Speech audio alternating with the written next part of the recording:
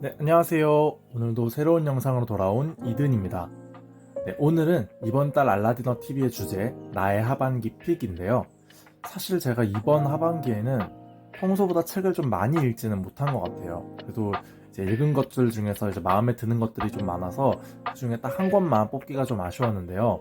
고심 끝에 고른 책은 바로 이 데프니 듀 모리에의 새라는 책입니다. 이 책은 지금은 사라진 출판사인 생각의 나무 출판사에서 나온 고딕총서 시리즈 중에 한 권인데요. 원래 제가 이 고딕총서 시리즈를 따로 이제 이 시리즈만 따로 리뷰를 쭉 하기 위해서 지금까지 읽어두고 있는 것들을 리뷰를 하지 않고 이렇게 아껴두고 있었는데, 지금 제가 올리는 영상들을 보면은 이걸 뭐 어느 천년에 리뷰를 할까 싶어서, 그리고 이제 이미 예전에 읽은 것들을 막 까먹은 것들도 있어요. 그래서 나중에 다시 리뷰를 한이 있더라도 요번에 먼저 소개를 좀 해드리기 위해서 일단 가져와 봤습니다. 많은 분들이 아시다시피 바로 여기도 써있기도 한데, 이 새라는 작품은 히치콕 감독의 유명한 명작, 영화 이름도 새죠. 그래서 그 새의 원작 소설입니다. 이렇게 지금 이 책이 꽤 두껍거든요. 이렇게 책이 두껍지만 사실 그 새라는 작품 자체는 약 80쪽 분량밖에 되지 않는 꽤나 짧은 그런 단편 소설이에요. 그래서 이 책에는 새 이외에도 데프니 듀 몰리의 단편 작품들이 4작품 더 수록이 되어 있는 그런 책입니다. 아무래도 이 영화 자체가 워낙에 유명한 영화이다 보니까 작품의 소재가 무엇인지는 이제 읽어보지 않으셨더라도 많이들 들어보셨을 것 같아요. 제목 그대로 이제 새들이 나오는 그런 호러 소설인데, 어느 날 갑자기 새들이 인간을 이제 공격하게 된다, 이런 설정으로 진행이 되는 그런 소설입니다. 뭐 그래봐야 새인데 뭐라고 이제 생각하기 쉬울 수 있지만, 막 저희가 우리가 이제 길거리 지나가다가 비둘기떼가 막 몇 마리만 이렇게 근처로 날아와도 좀 움찔하게 되고 또 이렇게 피하게 되는데, 수십, 수백, 수천 마리가 이제 인간을 공격하기 위해서 막 달려들고, 또 집안에 있는 유리창을 향해서 막 돌진을 하고 굴뚝을 통해서 집 안으로 침입하고 막 이런 상상을 하면은 진짜 정말 말 그대로 진짜 상상만으로도 아찔한 그런 공포감을 가지게 되는데요. 그런 거를 소재로 한 그런 책이거든요. 소설이 워낙 이제 짧다 보니까 간단하게 이제 결말 부분을 뺀 도입부 줄거리만 살짝 말씀을 드리자면, 2차 대전의 퇴역 군인인 넷이라는 남자가 주인공이에요. 근데 이 넷이 전쟁 중에 부상 때문에 연금으로 근근히 살아가면서 근처 농장에서 이제 좀 간단한 일들만 하면서 아내랑 아이 둘을 부양하고 있는 그런 남자가 주인공입니다. 이게 넷이 하는 일은 좀 변변치 않지만 원래는 이제 배운 것도 많은 사람이고, 또 관찰력도 굉장히 뛰어나고 이렇게 판단력도 좀 뛰어나고 이런 사람이라서 어느 날부터인가 이제 평소보다 수상할 정도로 새들이 굉장히 많다는 거를 깨닫게 돼요.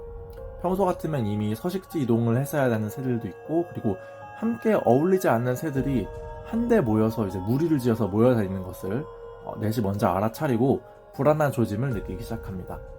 넷은 이제 이것 때문에 미리 이런저런 조치도 좀 취해놓고 다른 사람들에게도 이런 현상들을 알리기도 하고 해서 나름대로 좀 애를 써보지만, 사람들의 반응이 되게 대수롭지 않게 여기고, 또 그래봤자 새고 뭐 너무 예민하게 구는 거 아니냐, 약간 이런 식으로 비웃기도 하거든요. 그런데 역시나 넷의 짐작이 맞아떨어져서 어느 날 갑자기 새들의 무차별적인 공격이 시작되게 되고, 넷의 가족들은 집안에서 생존을 위해서 새들과 함께 맞서 싸우면서 이야기가 진행됩니다. 말씀드린 대로 80쪽 분량의 굉장히 짧은 소설임에도 불구하고 좀 아포칼립스를 연상케 하는 그런 진행과 또 결말이 꽤나 일품인 그런 작품이었습니다. 혹시 이 소설은 아니더라도 히치콕의 영화 새를 보신 분들이 계시다면 이미 제가 말씀드린 그 줄거리만 봐도 내용이 다른 작품이라는 걸 아실 수 있을 텐데요. 영화에서는 이제 새가 인간을 공격한다라는 그런 설정을 제외하고는 등장인물, 배경, 내용 전부 아예 다른 작품이니까 영화만 보신 분들은 원작인 소설도 한번 읽어보시는 것을 추천드립니다. 물론 또 영화가 그렇게 유명한 만큼 정말 잘 만들어진 영화니까 혹시 영화를 보신 분들께는 영화도 추천을 드립니다. 영화는 영화대로 이제 소설 속의 소재랑 설정에서 끝나지 않고, 이 소재랑 설정을 이용해서 또 다른 주제를 또 이끌어와서 전혀 다른 이야기로 풀어내거든요. 그래서 그게 또 정말 감탄을 자아내는 그런 작품이니까 영화도 추천을 드립니다. 저는 이제 BBC 라디오에서 만든 오디오 드라마로도 이제 워낙 작품이 재밌다 보니까 흥미를 가지고 한번 들어봤는데, 약 1시간 분량인데 이게 소설 원작에 가까운 내용이긴 하지만 아무래도 오디오 드라마다 보니까 이제 각색을 통해서 좀 더 드라마틱하게 바꿔놨더라고요.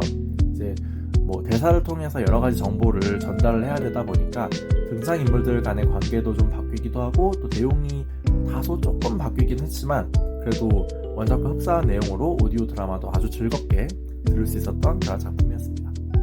다시 책 얘기로 돌아와서 이 책에 있는 새 이외의 다른 작품들도 굉장히 매력적인 그런 단편들이 들어있습니다.